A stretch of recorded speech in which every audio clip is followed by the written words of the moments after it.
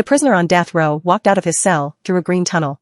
Sit in the electric chair and soak the sponge to turn on the power. This is Cold Mountain Prison, the process of execution for every death row inmate. This new officer, Percy, attended his first execution. Curious, he asked, why wet the sponge? The guard who pulled the gate behind him told him, because it's the only way to get the current through the brain quickly. The prisoner's quick death eased the pain.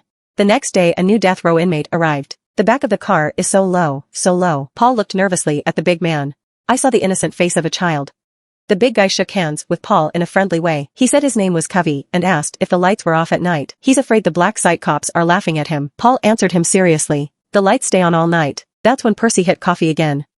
Let him in. He portrayed himself as a backstop for the governor's relatives. He bullies prisoners with impunity. Paul got mad and told Percy to get the fuck out. At the same time, I have doubts. How could such a meek man be a death row inmate? At night, the man gets up and covers his crotch. He ran out the door in a sweat. It turned out Paul had a bad case of cystitis. It's painful and uncontrollable urination. He staggered to the point where he was just a step away from the toilet. Stop. The lawn settled in the morning. He told his wife that he would see a doctor after a while. When he got to work, Paul looked through Kofi's file curiously. 2 innocent girls died in his arms. The girl's father came with a group of men. Kofi sat on the floor, covered in blood, howling. The girl's father got all worked up and beat him up. Kofi stroked the girl's hair without resisting. I drive into your big. And so he was sentenced to death.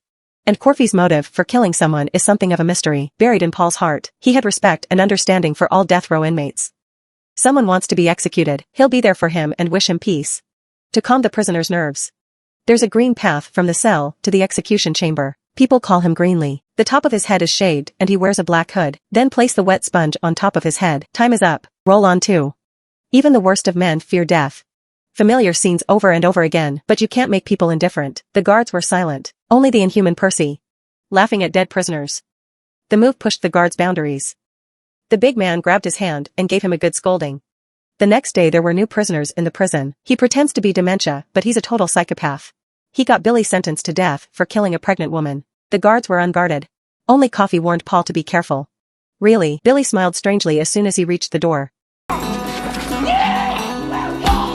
Facing the violent death row, Percy has lost his swagger. Too scared to move. Good thing the big guy got there in time to stop the pervert. But Paul was kicked in the heart and crumpled to the ground. His cystitis is back. That's when Kofi called for Paul. Paul gritted his teeth and walked on. Then Kofi suddenly grabbed Paul by the collar. In a panic, Paul was reaching for his gun. Then Kofi reached for his crotch with his other hand. Suddenly the light bulb in the prison grew brighter and brighter. Soon after, Kofi released his grip. Paul's head was full of sweat. Kofi sat on the bed with a pained expression on his face. He started coughing violently. In an instant, a million gray bugs flew out of his mouth. Paul didn't seem to believe his eyes. He asked Kofi, what did you do to me? The whole time. Paul hurried to the toilet.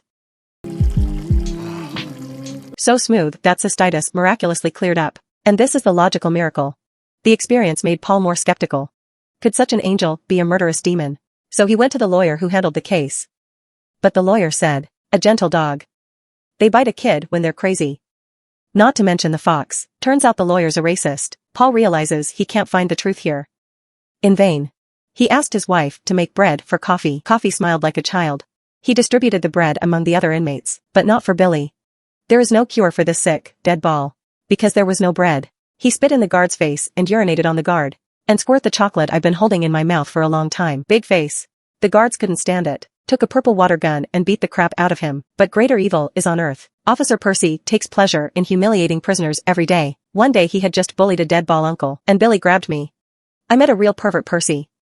Paul arrived just in time and pulled his gun on Billy. Percy broke free. He was so scared that he shook and pissed his pants. Uncle Deadball laughed from the side. People are the people with the state.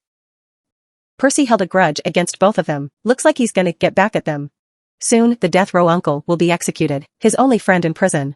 It's a cute little mouse. His name is Ginger, and he's very clever with the roller. The only thing he cared about when he died was Ginger. He asked Paul to take care of him.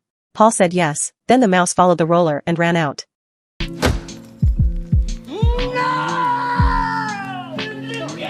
Deadball uncle tore heart crack lung called. Percy left with a sneer on her face. Then Kofi held out his hand. Paul put the dead mouse into Kofi's hands. Then his hands. The tail of the mouse began to move. The light brought warmth to the cold prison. The mouse miraculously survived. This time the shell is worse than the shell. A larger swarm of gray bugs flew out of his mouth.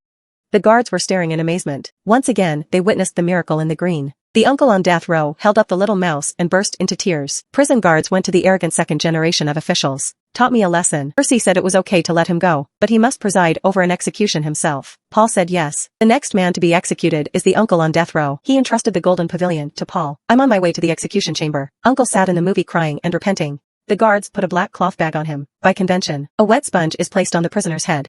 This allows electricity to pass through the brain quickly to ease the prisoner's suffering, but Percy still hates Uncle. Deliberately not wetting the sponge. Roll on 2. Dead ball. Uncle growled in pain. A foul smell filled the room. The uncle was scorched by the huge electric current. The onlookers were terrified. Even the malevolent Percy looked away. The guards could do nothing but beat him. He's related to the governor. Afterwards, Paul visits the warden's wife, Lena. He is dying of an incurable disease. In severe cases, he is unconscious. Bow. Luo remembered Kofi's 2 superpowers in prison. I made a bold decision. He wants Kofi to get help. So they plotted the perfect escape. First they drugged the perverted proportions. And tied Percy up and put him in the brig. Out of prison, no handcuffs, out of trust. Kofi looked up at the stars. The smell of the earth revealed a long-lost smile. He met Lena. The woman lying in bed, suffering from illness, looked terrible. Heffy sat on the edge of the bed and leaned over and kissed the woman. Then get up. Heffy absorbed the light from Lena's mouth. Wall clocks shatter houses and shake. The miracle happened again. Lena woke up. The eyes are tender as angels. This time, Kofi's expression was still painful, but they didn't spit out the gray worm. It was as if Kofi had exhausted his energy. He was helped back to the prison by the guards. The strong Kofi grabbed the collar of the second generation of officials. Open one's mouth. A swarm of little gray bugs flew into Percy's mouth. This is right after Koshi saved Lena. No reason to spit out flying insects. He will punish this evil man with his own hands. Percy's eyes glaze over. Walk slowly past sick Billy's cell. In the face of Billy's defiance, he cried and pulled out a gun and shot Billy. Paul asks Kofi why did he kill Billy. Kofi took Paul's hand in pain on his face. Gave him the memory in his head. Turns out Billy was the one who killed 2 little girls. I tried to save them, but it was too late. In the end, they decided I was the killer. Paul cried when he found out the truth. He tried to get Kofi out of here, but he was refused. He's tired of suffering the world alone.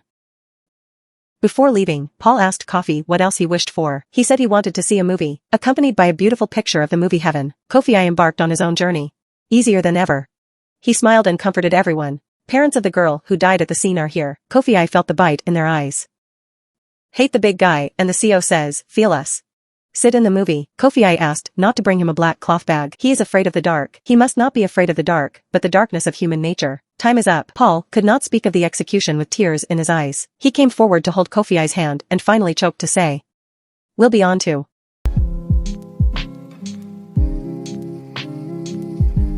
From now on, it was not Kofi who was afraid of the dark, but Paul.